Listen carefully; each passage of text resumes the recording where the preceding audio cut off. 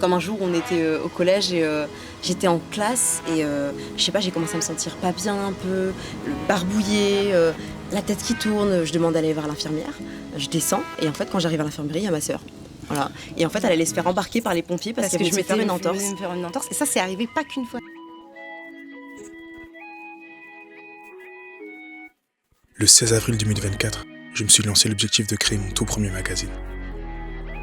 Pour ça, j'ai lancé un casting national et me suis rendu dans chaque ville pour photographier mes égéries. Dans toute cette aventure, j'ai eu la chance de pouvoir collaborer avec des créateurs et stylistes d'exception. Bienvenue dans le magazine Tour.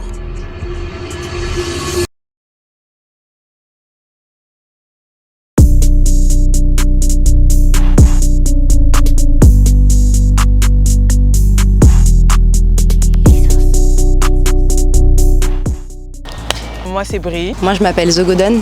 Moi, du coup, c'est June. Je suis créatrice au crochet et plus encore. Donc je suis artiste musicale, je crée des événements, je suis maîtresse de cérémonie. Et ça fait depuis novembre 2022 que je fais du crochet. Moi, je fais plein d'activités. J'ai plein de casquettes différentes, si tu veux. Là, récemment, la semaine, j'étais assistante d'éducation pédagogique. Je travaillais avec les préadolescents dans les lycées. Le week-end, je travaillais en tant que barmaid et le reste du temps, du coup, tout ce qui me restait comme temps, je le consacrais à mon activité de modèle, donc shooting, principalement des shootings, c'est ce que je fais le plus. Je suis animatrice socio-culturelle. J'ai commencé en fait en tant que bénévole. Ça fait 5 ans que je suis bénévole pour une association qui s'appelle le Secours Populaire Français. Et donc je fais en fait de l'animation sociale, de la prévention, de la sensibilisation avec un public enfant jusqu'à adulte. En fait, j'ai toujours aimé les vêtements, j'ai toujours aimé designer les vêtements, upcycler les vêtements, ce qui fait que dès qu'un jean m'allait plus, un legging, je le transformais en haut. Ça a toujours été ça depuis ma jeunesse. Et ensuite, ce qui a changé ma vision, c'est les réseaux. Ce qui fait que j'ai pu découvrir des artistes qui créaient à partir de fils. Je me suis dit, mais c'est quoi ça? Et en fait, ce qui m'a le plus impacté, c'est le bruit que ça faisait. La rapidité que les femmes avaient, même les hommes aussi, avaient pour créer et voir les nœuds se faire, s'emmêler, s'entremêler, sans comprendre ce qui se passait actuellement, jusqu'au résultat. Et je dis, ah mon Dieu, ah non, je ne sais pas. C'est un plaisir d'être là pour te présenter les différentes tenues que j'ai confectionnées exclusivement pour toi, le magazine de projet, vraiment. C'est 2 tenues, et ça tombe bien parce que ce sont des jumelles, comme vous le voyez. Ce sont des tenues qui proviennent de la même laine, mais pas le même dégradé. Donc, tu as en bleu et tu as en vert, mais c'est le même tissu en polyester coton. Pour la tenue bleue, il y a un supplément, ce petit dégradé là. Je me suis dit, il faut que ce soit un peu plus funny. Donc sur les 2 tenues, j'ai cherché à ce que ce soit assez féminin, mais le côté destroy, comme je te disais la fois dernière, où j'ai besoin qu'il y ait ce côté sensuel, sexy, qu'elle puisse se sentir libre aussi. Et c'est ce que je retrouve aujourd'hui, donc c'est super, c'est magnifique. Ici, on a une jupe et un top. De base, c'était une robe. De base, c'était une robe et je me suis dit, je le sens pas, je sens que ça sera petit, donc j'ai fait un top. Et toujours un petit accessoire en plus. Comment on appelle ça déjà? Des pierres? Mitaines. Ouais, mitaines. Une petite mitaine aussi. Donc le côté destroy, le côté sensuel, sexy, le fait de libérer la femme. J'ai un style assez particulier. Quand je m'habille, j'aime bien mixer le masculin, le féminin, le destroy. Ce qui fait que c'est parfait pour moi, le crochet. J'aime les pièces uniques, tu vois, et pas forcément oui, bonjour, voilà mes mesures, donc je veux ça.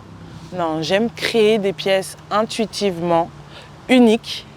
Et si elle te plaît, elle est là pour toi, tu vois. Mais ouais, j'aimerais créer et que les femmes, les hommes, les futurs clients se fidélisent d'eux-mêmes, apprécient et portent mon travail, tu vois. Donc voilà. Là, c'était vraiment la tenue qui a été faite intuitivement. J'ai pas réfléchi, j'ai juste fait. Je me suis dit, je veux des perles, je veux le côté assez destroy, mais ici resserré pour que ce soit pas trop transparent non plus. Et idem pour le haut. Je te laisse te retourner tant qu'à faire. Donc ce côté destroy qui fait un effet de feuille, c'est ça que je kiffe aussi. Les perles, c'est magnifique. C'est magnifique. En plus, les tatouages, ça tombe à pic. Et donc voilà. Je pourrais nommer cette tenue le June 7. C'est stylé. Donc voilà. Ça, c'est vrai. Et mais pourquoi ça? La délibération de la femme, non? Exactement. Et la deuxième tenue. Period. Non, magnifique. Et la deuxième tenue, là j'ai mis plus de temps parce que c'est vrai que j'ai essayé de sortir de la zone de confort du modèle, tout en essayant de respecter aussi son côté j'aurais même pas dit androgyne, mais côté presque rock and roll. Voilà, exactement. Même si c'est pas ce qu'on ressent forcément chez toi, mais c'est un côté que je ressentais pour la tenue. Donc j'ai essayé de mettre de la couleur, mais aussi ce côté sexy, destroy. Cette tenue, j'ai dû mettre 7-8 heures. 7-8 heures, puisque c'est là, cette fois, tu peux voir que ce sont des mailles serrées. C'est très resserré, donc on ne peut pas voir à travers. Donc ça demande beaucoup plus de temps. C'est assez minutieux, plus les différents fils. Donc voilà, mais le plus important, encore une fois, c'est libérer la femme, qu'importe son style, son univers, faire en sorte qu'elle se sente sexy, belle, libre. Et libre d'être qui elle est en fait, même si c'est pas l'univers qu'elle a l'habitude de porter, c'est un truc qui est super important pour moi.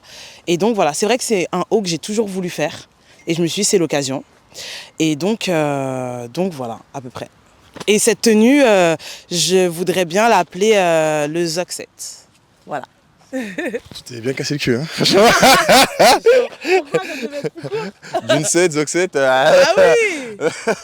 Bah oui, okay. En vrai, c'est elles qui m'ont inspirée. C'est elles qui m'ont inspirée. Ouais. Être jumelle, c'est spécial. Ouais, c'est plus que spécial. Ouais. C'est spécial. C'est vraiment... particulier. C'est particulier, vraiment. En voyant, je trouve qu'il y a ce lien-là qui est un peu indescriptible parce que vous comprenez, vous regardez beaucoup. J'ai remarqué un truc, c'est que vous regardez. On est fusionnel, quoi. C'est ça, tu vois. Mais à la fois, vous avez deux personnalités qui sont différentes. Oui, très. Ouais. Donc, est-ce que vous pouvez parler un peu de ce côté-là d'être jumelle? Je pense qu'en premier lieu, la phrase qu'on a le plus dans notre vie de tous les jours, c'est « Oh, t'as une jumelle, ça a l'air tellement bien. » Et nous, on la regarde, on fait « D'accord, attends ».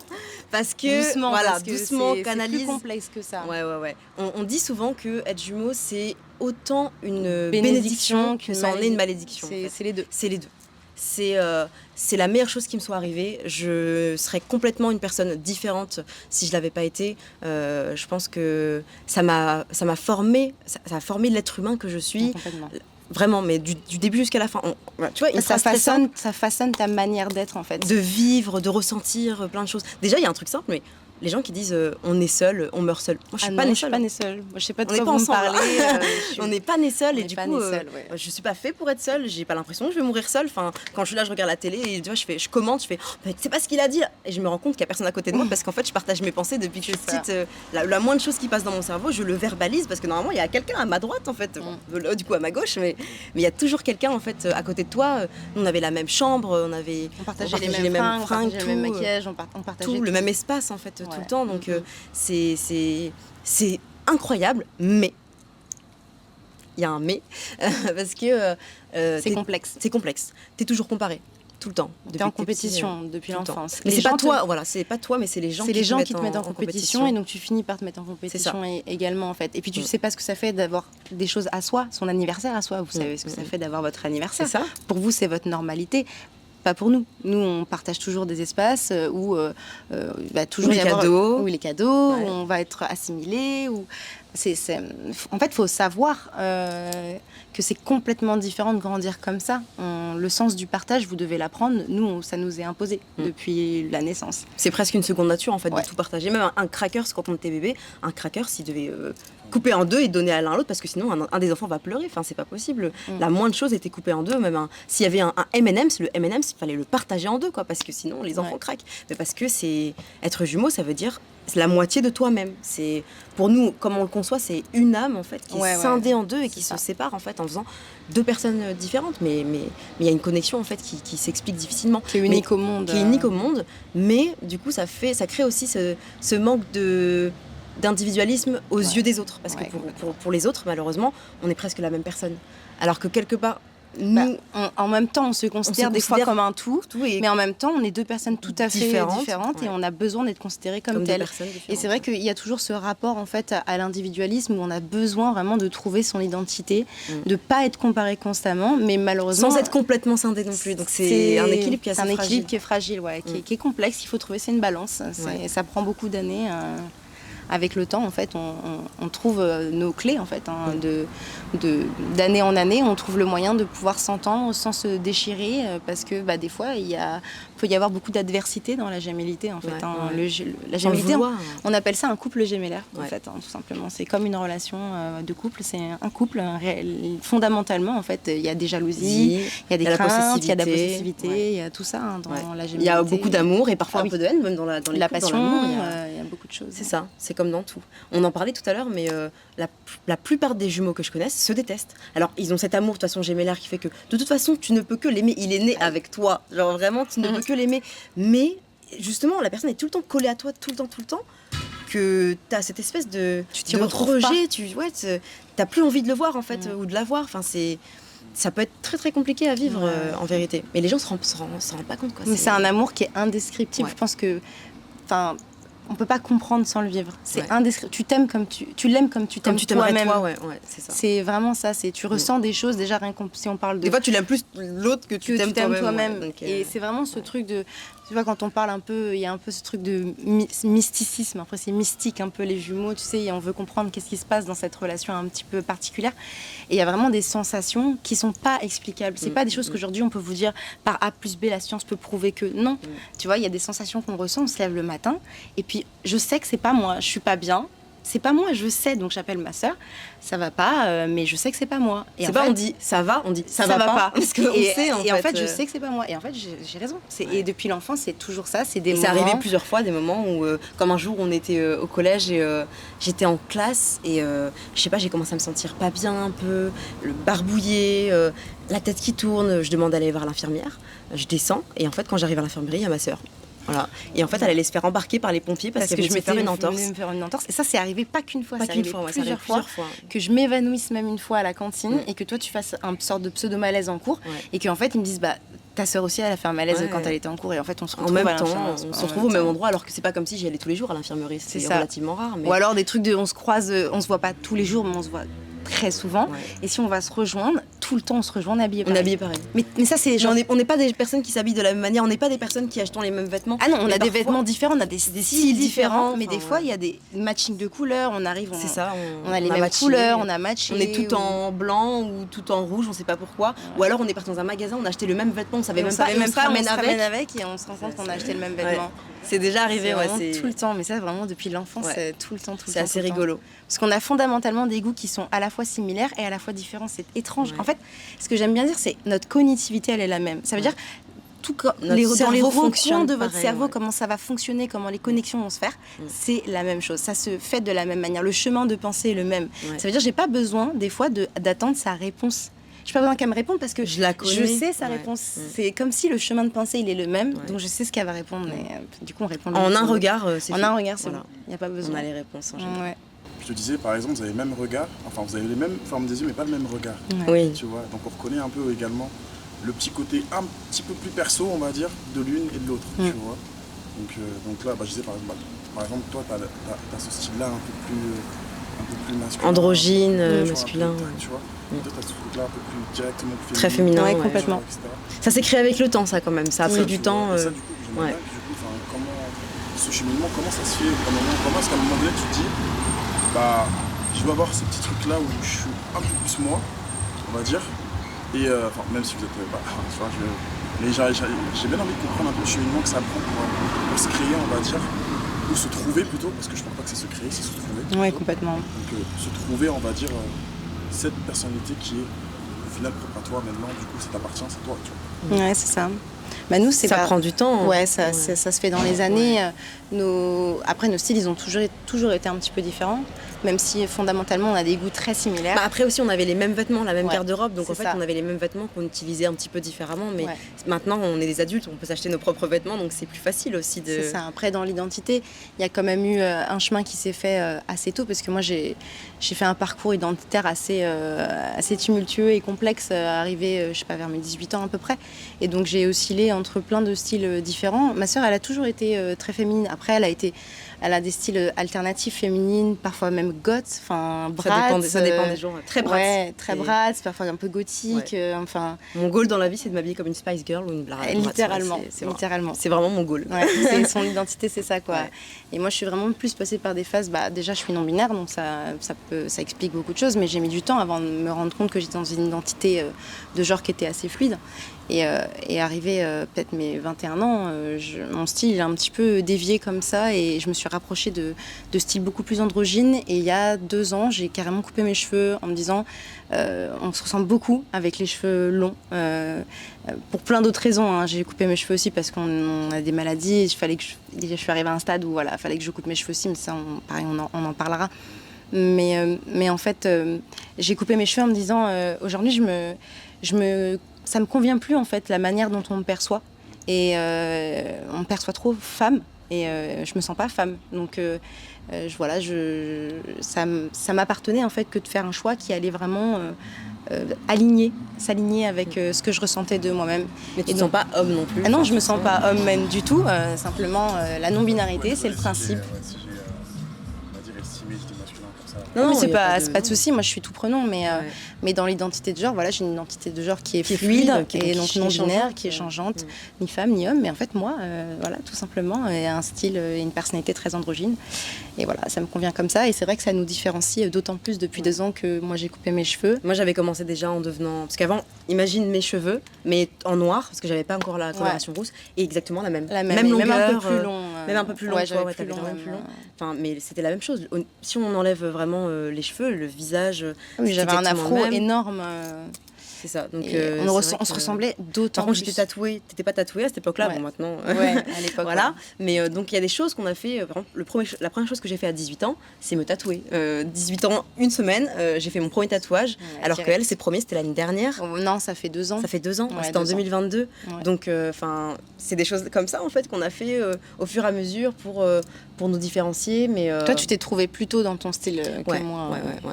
Après, moi, je me.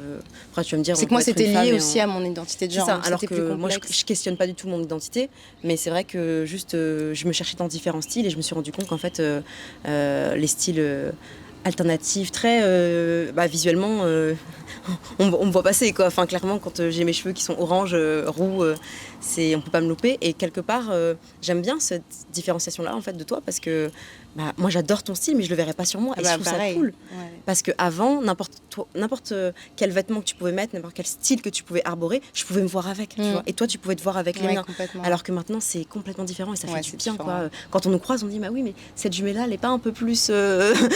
Oui, elle est un peu plus. Voilà. Et du coup, c'est cool. C'est cool. C'est ça. On est très dissociés, dissociés ouais. l'une de l'autre. Ouais. Puis après, la personnalité aussi. Hein. C'était un point d'honneur pour Oui, mes oui. parents de jamais nous habiller pareil. C'est juste nous, on avait les mêmes goûts, On avait les mêmes goûts. on achetait les mêmes choses et on partageait notre garde-robe. Regarde avec les lunettes. Ouais, on avait les mêmes lunettes, enfin vraiment. Non, mais on faisait pas exprès. On faisait pas On exprès, rentre dans on un a- magasin et en fait, On était attirés par les mêmes choses. On choisit une couleur, ils nous font même pas faire en même temps, mais l'une va prendre une couleur et l'autre il revient. Et en fait, quand le mec il se rend compte que elles ont pris la même couleur. Ouais, on choisit les Oups, mêmes. sans faire exprès, dans 150 couleurs, on a choisi la même couleur parce qu'en vérité, on a les mêmes goûts de base d'enfance. Ouais, On a les mêmes goûts, c'est avec le temps que ces goûts-là ils se sont c'est développés. ça. et Mais même tout, les goûts d'aujourd'hui, comment elle s'habille, j'adore. C'est Ouais, pas, ouais. ça veut pas dire que moi je peux me projeter à m'habiller comme ça, mais j'aime tout ce qu'elle. Il y a rien qu'elle porte que je me dirais, Ouais, pareil. ah je déteste. Et j'aime pas. Tu dates ça de ouf. Bah Des oui, fois, je on suis là, date ça toutes les deux. Enfin, franchement, vraiment, tu dates ça. j'aime trop. Et toujours, on se dit, mais moi, j'adore son style. Ouais. C'est pas. En fait, c'est pas. Moi, je c'est suis pas ta en fan opposition. numéro un. Mais totalement. Numéro un, Vraiment je suis là. fangirl. Mais nos styles, ils sont pas en opposition dans le sens où on n'aime pas ce que l'autre elle porte. On adore, on a les mêmes goûts, mais on s'habille différemment. Et on exprime notre style différemment, Ouais. tout simplement. C'est beau. Et comme tu disais tout à l'heure, on a une relation qui est aussi particulière parce qu'on est jumelles, mais c'est vrai qu'il y a des rôles qui s'instaurent extrêmement facilement dans la relation gemellaire. Et dans notre cas, c'est vraiment, je suis plus la grande sœur et c'est la petite sœur. Et ça s'est instauré naturellement comme ça dans l'enfance. On a littéralement 7 minutes d'écart. Hein, Ouais, mais littéralement. c'est comme ça. Mais il y a vraiment un rôle de grande sœur et de petite sœur et c'est naturel. Et comme on dit souvent, Parfois, ça revient aussi à plus un global. un global de mais- jumelles. oui. Où on est vraiment sur le même pied d'égalité. C'est soit jumelle, soit c'est Soit- grande sœur, petite ouais. sœur. Mais jamais l'inverse, par Non, contre. jamais l'inverse. Mais parce qu'en fait, on dit Ce serait souvent trop que dans cette relation, ma sœur, elle est ministre de l'Intérieur et je suis le ministre de l'Extérieur. C'est ça. Je gère les relations publiques, elle gère les relations internes. Interne, ouais. Donc, C'est ça. voilà, Exactement. Mais est-ce qu'il y a ce côté-là aussi protection?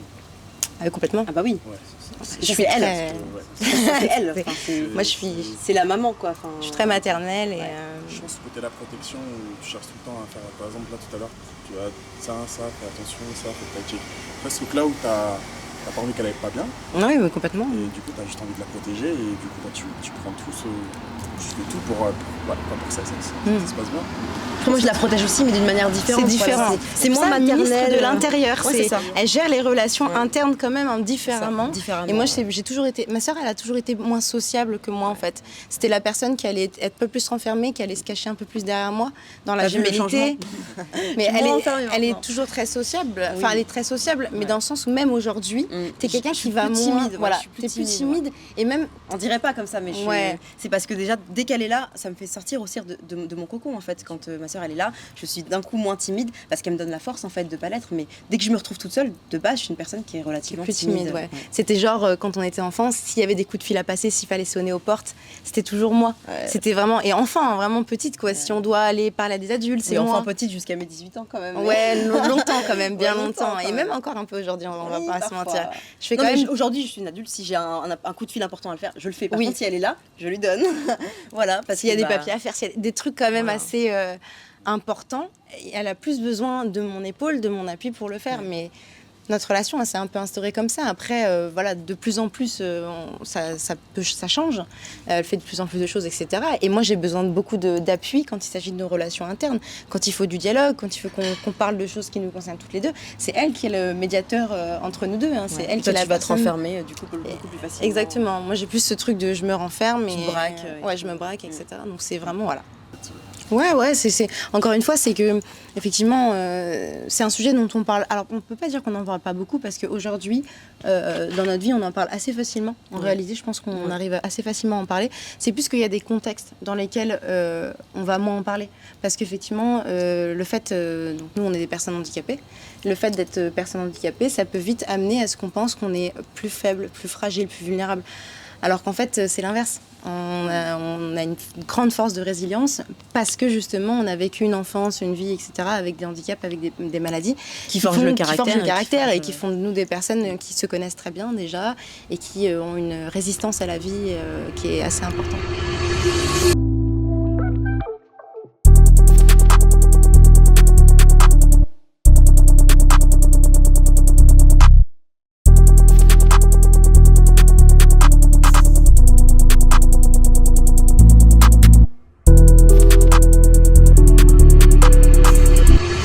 Nous, en fait, on est atteint d'une maladie qui s'appelle la fibromyalgie et une autre maladie, une pathologie qui s'appelle la discopathie dégénérative. On a commencé à se rendre compte qu'on vivait pas exactement comme tout le monde quand on avait à peu près 13-14 ans. En fait, on se rendait bien compte qu'on était déjà très fatigués, très très jeunes. On avait pas mal de fatigue qui s'installait tout le temps comme ça. De mon CP à ma première à peu près, j'ai fait plutôt, j'ai fait à peu près 2 ans de béquille en tout. Parce que je me foulais tout le temps quelque chose. Je me faisais tout le temps mal en fait. J'avais tout le temps une attelle, voilà, une entorse, je me faisais des contractures, voilà, ouais. Enfin, j'avais tout le temps quelque chose en fait qui se faisait. Et donc là déjà on se posait des questions, on avait des douleurs thoraciques à cause du sac qui était lourd. Enfin voilà, on se rendait Le bien. sac, c'était un enfer. C'était vraiment un enfer et on se rendait compte en fait que les enfants après l'école, ils sortaient, ils allaient jouer. Enfin et voilà, ils avaient des vies qui étaient quand même assez remplies avec des sports, des activités et tout. Et en fait, nous, on était extrêmement fatigués. Dans notre période de scolarité, on dormait beaucoup en cours. Classe, ouais. On dormait beaucoup en cours parce qu'on était vraiment très, très fatigués, on était crevés. Et donc voilà, donc ça c'est à cause en fait d'une pathologie, d'une autre pathologie qui nous fatiguait pas mal, qui nous donnait beaucoup de douleurs en fait articulaires, nerveuses. On avait des mal de dos qui étaient vraiment excessifs et en fait on s'est rendu compte qu'on avait une discopathie dégénérative. Donc ça se fait on le sait en fait en faisant des IRM. On passe des IRM en fait qui permettent de voir qu'on a les disques en fait de la colonne vertébrale qui s'affaissent, qui sont plats et ils ont commencé à s'affaisser nous dès l'adolescence en fait. Moi au début j'avais une scoliose, ça a commencé par ça, je suis partie voir le médecin et on s'est rendu compte que j'avais une scoliose, le bas de ma colonne vertébrale qui commençait vraiment en fait à s'affaisser, les disques qui se mangeaient entre eux en fait, qui commençaient à s'affaisser complètement. Les uns avec les autres et donc c'était extrêmement douloureux. C'est la première fois que je me suis rendu compte que je peux pas marcher aussi longtemps que tout le monde. Quand on fait les courses, très vite je vais commencer à me craquer, à me pencher en avant, en arrière. Dire que voilà, commencer à me plaindre que j'ai mal et c'est là où je me suis rendu compte que il y avait quelque chose qui clochait, que c'était pas normal. Mais ça nous a pris beaucoup d'années avant de poser des mots. On a fait 10 ans d'errance médicale, en fait. On a fait 10 ans d'errance médicale. Pendant 10 ans, en fait, on savait pas ce qu'on avait, mais on se disait comme on était deux à l'avoir. Comme on est toutes les deux à se sentir pas bien, toutes les deux à être fatiguées, à avoir des douleurs, à avoir mal, à pas bien supporter, que c'est normal. Ouais. On est deux personnes, on est deux jumelles, c'est normal quoi. Et en fait, en grandissant, arrivé 18 ans, là, on veut rentrer dans la vie active, on commence à travailler, on commence à faire des études. Et en fait, on n'y arrive pas. Ça se solde par des échecs. À chaque fois. Moi, je rentre dans des études, je me fais une sciatique. J'ai 19 ans. Enfin, c'est hyper jeune pour faire une sciatique. Un lumbago. 19 ans aussi. Voilà, un deuxième, un troisième. Et donc voilà, mes études s'arrêtent à 18 ans parce que justement, je me retrouve à être immobilisée pendant 8 semaines. Quand on fait une hernie discale, c'est ce qui se passe dans sciatique, hernie discale. On fait 8 semaines d'immobilisation. J'arrête mes études. Donc déjà, ça commence bien. À 19 ans, on se dit, mais c'est pas possible. Enfin, je suis fatiguée, je vais déjà plus en boîte, je porte déjà plus de talons. En fait, des choses comme ça qui deviennent de moins en moins possibles, déjà très jeune dans la vie, quoi, parce que tu t'en souffres trop. Et quand en plus personne t'écoute, personne te comprend, il n'y a personne qui te cherche des solutions. En fait, on n'est pas diagnostiqué de rien du tout à cette époque-là. Donc la vie se faisant, on continue. Je prends un travail, j'exerce un métier dans la vente, du coup, pendant 2 ans. Et je me blesse, je vois bien que ça se passe très mal. Je me blesse, ça se passe pas bien, j'ai mal facilement. Enfin, voilà, on est vraiment pas... j'étais pas à l'aise dans mon travail et au final, je me fais licencier pour inaptitude physique. Parce que physiquement, ça ne se passe pas bien. Donc des inaptitudes un licenciement pour une inaptitude physique, c'est en général quand on a une cinquantaine d'années, qu'on a exercé 30 ans dans la plomberie et qu'on se rend compte que... Ou alors qu'il y a une très très grosse blessure. Il y a une grosse blessure qui se passe. Un accident. Exactement, mais en fait, moi j'étais dépassée physiquement par mon travail et donc j'ai dû me faire licencier pour inaptitude. Là en fait, c'était stop, quoi. Je me suis dit, c'est pas possible. C'est ma deuxième IRM, je me rends bien compte que ça fait 2 fois qu'on me dit, vos disques, ils sont affaissés et ça ne se guérit pas, c'est pas quelque chose qui se guérit, quoi. Vous êtes là et les disques continuent de s'affaisser. Et en fait, moi, j'ai commencé à remuer ciel et terre. Ça faisait déjà quelques années que je voyais beaucoup de médecins et j'ai commencé à remuer ciel et terre, voir tous les médecins qui étaient possibles, faire mes propres recherches. J'ai recherché pendant des mois et j'ai trouvé notre maladie. J'ai cherché vraiment partout et je suis partie jusqu'à trouver, en fait, qu'est-ce qu'on avait. Je me suis dit, mais qu'est-ce qu'on a? Qu'est-ce qui nous arrive?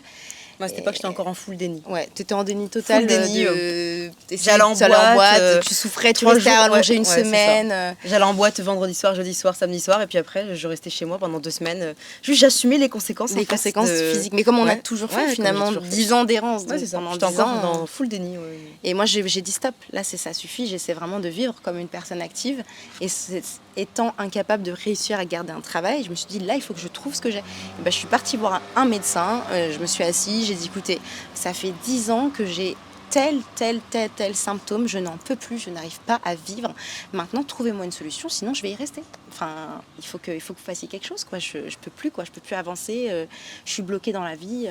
Et donc de là, en fait, on m'a fait passer une batterie d'examens, de tests, hein, parce que notre maladie, c'est une maladie par élimination. Donc en fait, on te fait faire plein de tests pour éliminer les autres maladies. Et au final, on nous a diagnostiqué de la fibromyalgie. Donc ça, c'était il y a 2 ans. Ouais. Et donc dans ce parcours-là, derrière, s'en est suivi, c'est très long. Hein. Les gens qui connaissent, qui sont passés par les parcours MDPH, savent que c'est un parcours du combattant. savent que c'est un parcours du combattant. Comme beaucoup de diagnostics. Bien sûr.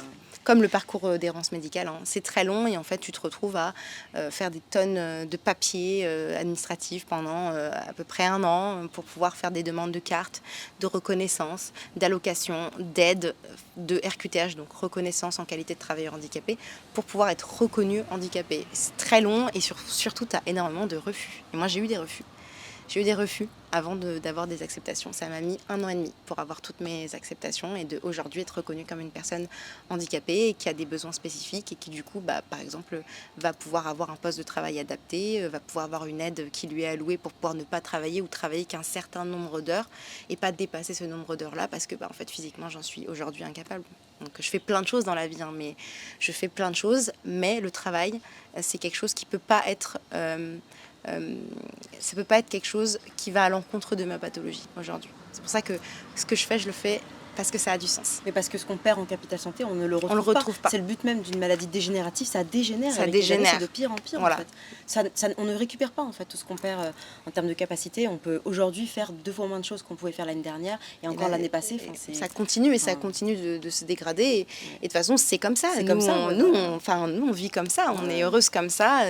On accepte comme ça. Ça veut pas dire que des fois, c'est pas difficile. Ouais, c'était pas facile. Ça veut pas dire que c'est pas difficile des fois, mais en fait, on a des moments où on se retrouve en canne. Il y a des moments, on a des cannes, il y a des moments où on a besoin de notre canne, mais pourtant il y a des moments où on twerk sur la piste, on tape nos meilleurs déhanchés. On danse littéralement H24. Et c'est ça. Et c'est là où toute la mauvaise conception de cette maladie qu'ont les gens, c'est qu'ils pensent que c'est des maladies qui vont te coucher tout le temps, ou alors être handicapé, c'est être en fauteuil roulant, alors que non, être handicapé, c'est une pluralité de choses. Ça se décline dans plein de personnes et de corps et de couleurs et pour nous, c'est autant parfois être hyper active pendant 3 jours, faire un festival et danser. Alors, non, festival, danser, non, vraiment, on fait pas du coup. Ouais, c'est trop difficile. Mais je veux dire, avant, jadis, on faisait des festivals et parfois, juste, on peut danser pendant 1 nuit entière la journée d'après. Ouais. Par contre, c'est aussi parfois faire des crises et être 3 jours allongés sans pouvoir bouger, le bras paralysé, devoir prendre un fauteuil roulant pendant une journée parce qu'en fait, ce jour-là, je ne peux pas marcher. Et c'est ça aussi, en fait, le handicap. Le handicap, en fait, il faut comprendre que les handicaps chroniques, en fait, c'est des périodes où en fait tu vas subir les conséquences de ta maladie de manière diverse, constante en fait.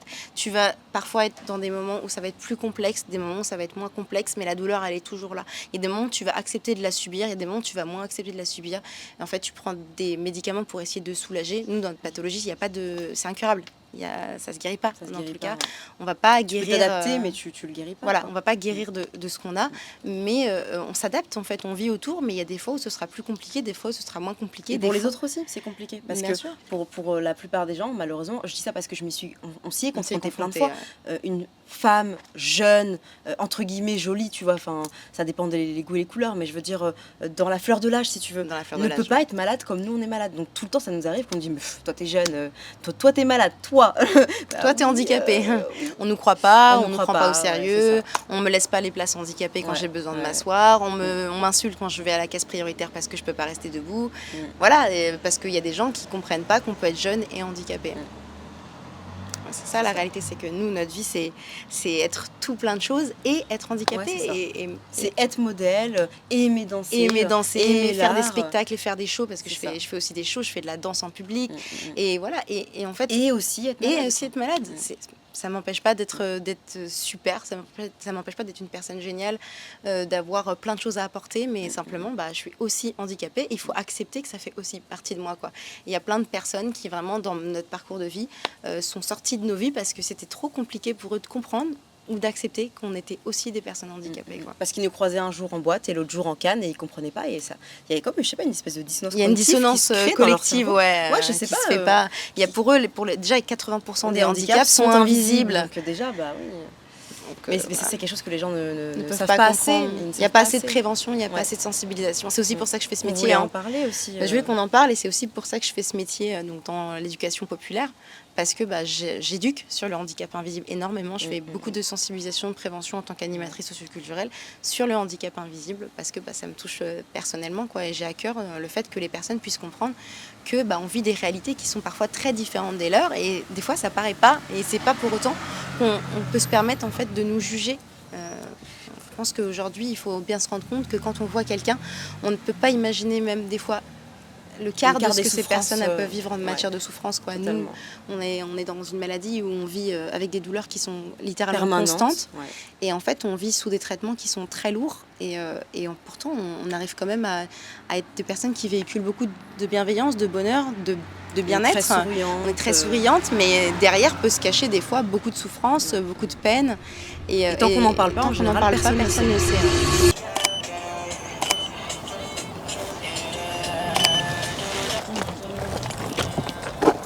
Tu connais, ça c'est Photoshop, t'inquiète. Tac.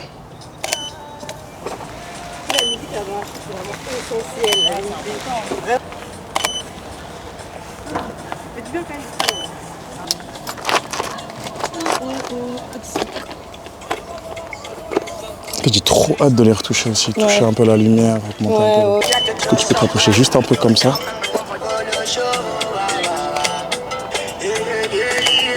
C'est un jeu les feuilles là. Il a vu ça. De ouf. Du coup, tu vas aller voir l'arche. On se déplace avec tout. Au top. Du coup, pour vos partenaires, on va dire, tu disais que tu avec une Oui. copine et copain, du coup, C'est ça. comment est-ce que du coup ils le vivent, du coup, est-ce que vous ressentez des... Je dirais que ça fait un gros tri en fait quand tu es malade parce que tu te rends compte très vite d'une personne qui est faite pour toi en tant que personne malade, une personne qui ne l'est pas, parce que être avec quelqu'un de malade, je pense que c'est extrêmement difficile, Ouais. autant pour le malade que pour le partenaire Exactement. en fait. Et ouais, ça fait un tri d'un coup, parce que si tu es avec quelqu'un qui te convient, cette personne elle t'acceptera dans ta condition, dans ta maladie, pour ce que tu es, pas pour ce qu'elle aimerait que tu deviennes, pas pour peut-être la possible guérison. Il n'y a pas de guérison. Il n'y a pas de guérison. Je serai comme ça jusqu'à ma mort, tu vois. Enfin, donc, quand je me suis rendu compte que j'en ai parlé à mon... Au début, j'en ai pas trop parlé, tu vois. Mais ça se voit de toute façon, parce que si tu vis avec moi 2 jours, tu vas aller voir les malaises. Même juste quelques heures. Même juste quelques heures, ça peut arriver. Donc, je me suis vite rendu compte, quand je me suis mise avec mon partenaire actuel, que je faisais des malaises, j'avais la tête qui tournait, etc. Et en fait, j'avais toujours quelqu'un qui était à ma droite pour me rattraper. Sans même en parler forcément que c'est bizarre, elle tourne souvent de l'œil, c'est bizarre, des fois elle mange pas pendant 2 jours, je comprends pas. Et en fait, il a commencé à me faire mes repas quand il sentait que j'avais des faiblesses, me laisser au lit si il sentait que j'en avais besoin. Quand je me lève, je vois il a toujours un œil sur moi au cas où je tombe, parce que j'ai toujours cette latence quand je me lève ou pendant 2 secondes. Bon, est-ce que là du coup la tension elle remonte et elle redescend et du coup il a toujours un œil. Parfois je suis en train de commencer à faire un malaise, je sens juste des mains comme ça qui se posent, je dis ok, il est derrière. Enfin voilà, ça c'est venu aussi naturellement parce que j'ai trouvé une personne qui m'aime comme ça et qui cherche pas en fait à me changer et qui se dit pas que c'est bizarre qu'elle soit malade, non, qui me dit parfois il me dit ça m'est déjà arrivé de lui raconter que c'est dégénératif, donc là je marche comme ça, tu me vois, je danse, peut-être que dans 10 ans je serai en fauteuil tous les jours. Là actuellement c'est que quand vraiment j'en peux plus, mais peut-être que dans 10 ans je serai en fauteuil tous les jours. Il me dit tu seras trop belle en fauteuil, c'est carré. Enfin, tu vois, c'est des trucs aussi simples comme ça qui moi me donne énormément de stress, où je me disais comment est-ce qu'il va réagir, est-ce que ça va lui déplaire, et en fait je me rends compte qu'il en a juste rien à faire, et je pense que c'est bien d'avoir quelqu'un qui en a rien à faire, dans le bon sens. Quelqu'un qui est ok avec ça, mais et qui en fait, juste va nous avec aime. Qui nous aime inconditionnellement dans cette condition-là. Oui, mais surtout, il nous aime avec, pas malgré. C'est ça, exactement. C'est pas malgré le handicap, c'est Ouais. avec le handicap. C'est comme ça. Ouais. C'est comme aimer quelqu'un qui va avoir, je sais pas, un boulot contraignant, qui est militaire. Ouais. C'est des contraintes, Ouais. c'est chiant. Il y a des choses où c'est dur, c'est compliqué, il faut s'adapter. Mais c'est comme ça. Enfin, ça nous empêche pas d'aimer la personne. C'est pareil. C'est vraiment le traiter comme quelque chose qui effectivement, va devoir faire adapter le quotidien du couple. mais c'est juste comme ça. Voilà, c'est ma compagne. Moi, je vis du coup avec ma compagne et ça fait 2 ans qu'on vit ensemble. Et en fait, voilà, c'est juste la meilleure personne pour moi aujourd'hui et pour mon handicap. Elle m'aide au quotidien. Elle a toujours un œil sur mes faiblesses, en fait, hein, sur ce qui est le plus difficile à vivre pour moi au quotidien. Elle a toujours un petit œil dessus, quoi. Elle fait attention. Elle sait très bien qu'il y a des choses qui vont me demander beaucoup plus d'énergie, qui vont générer vraiment de la fatigue chronique. Elle le fait à ma place, quoi. Et elle va pas demander, c'est pas quelque chose à demande rétribution, c'est pas comme ça que ça fonctionne. C'est un partage, le couple. C'est-à-dire que moi, je suis quelqu'un qui va donner beaucoup dans d'autres aspects de notre relation. Je suis quelqu'un qui m'investit beaucoup de manière globale. Je suis très passionnée comme personne. Et je vais m'investir plus intensément dans d'autres aspects de notre couple qui seront par exemple moins son truc. Et voilà. Et puis elle va s'investir plus dans des choses qui vont vraiment soulager mon quotidien en tant que personne handicapée. Et voilà, et en fait, c'est trouver des personnes qui nous aiment vraiment avec ce qu'on est et qui ne le voient pas comme une tâche, qui ne le voient pas comme un truc vraiment insurmontable. Parce qu'il n'y a rien de pire que de se sentir comme un fardeau. Ouais, il n'y a rien de pire. Je pense que c'est la première pensée qui vient à chaque personne qui est malade, c'est de se sentir c'est comme ça, la lutte interne. Fardeau. Pour la lutte interne, c'est ça, c'est de se sentir comme un boulet, de se sentir comme un fardeau. Moi, je me sens pas comme ça. Enfin, je me sentais comme ça. Ouais, je me sentais comme ça. Et encore, on va pas se mentir, il y a des fois, on va se sentir comme ça, mais je pense que toute personne qui a un handicap va des fois se sentir comme ça et c'est normal, quoi. C'est ok de pas se sentir bien des fois, tu vois, mais il faut juste pouvoir rationaliser les choses que non, en fait, moi je suis pas diminuée, je suis pas moins parce que j'ai mon handicap, tu vois. Et des fois mon handicap, il fait même plus de choses chez moi, c'est-à-dire de la force, de la résilience. On est des personnes, vraiment, je pense qu'il y a beaucoup de personnes qui pourront le dire, qui sont autour de nous. Enfin, on est extrêmement forte, enfin vraiment on est là, on surmonte les obstacles, on avance, on fait des fois 2 fois plus de choses que des personnes qui sont pas handicapées, juste parce que je veux le faire, et je veux me prouver, j'ai décidé que je veux le faire et voilà, et moi je multiplie les activités, je multiplie les choses, j'essaie de vivre pour de vrai. Et la valeur, je pense que il y a une phrase vraiment que les gens devraient entendre, tout le monde devrait entendre, dans la vie il n'y a rien de plus essentiel que la santé. Il n'y a que quand vous ne l'avez pas que vous vous rendez compte. Ouais. Si jamais vous l'avez là, quand tu la perds que tu te rends compte à quel point c'était important. Quand vous n'avez pas la santé, c'est là vous vous dites mais si j'ai pas ça là. Parce que vraiment, vous vous rendez pas compte que des fois il y a des choses qui vous affectent. En tant que personne valide, des fois il y a des choses qui vous affectent, qui je vous jure n'ont pas tant d'importance que ça. Ouais. Je dis pas qu'il faut pas prendre les choses au sérieux. C'est pas le message que je veux véhiculer, mais des fois. Je vous assure que quand le problème de demain, c'est est-ce que je vais réussir à me lever de mon lit parce que je suis trop malade, quand le problème de demain, c'est j'ai tellement mal dans tel endroit que je suis pas en capacité de me nourrir ou de faire ça, je vous assure qu'il y a des problèmes à côté, ils deviennent moins graves. Vraiment, genre. Quand c'est ça vos problématiques de vie à 25 ans, parce qu'on est super jeune, je vous jure que des fois, nous on est chill, quoi. On est vraiment, des fois on est relax, quoi, face à la vie. Il nous arrive des choses et vraiment on se regarde et on dit mais franchement des fois on vit tellement pire, quoi, tellement des situations plus rocambolesques que franchement il y a des choses qui passent crème, quoi, dans la vie et on se dit écoute, ça c'est un problème pour demain. Là j'ai plus de, franchement mes problèmes actuellement ils sont plus serrés, donc voilà, franchement. C'est le message un peu qu'on aurait à faire passer, c'est prenez peut-être conscience de la chance que vous avez d'être en bonne santé. Vraiment, d'être jeune et en bonne santé.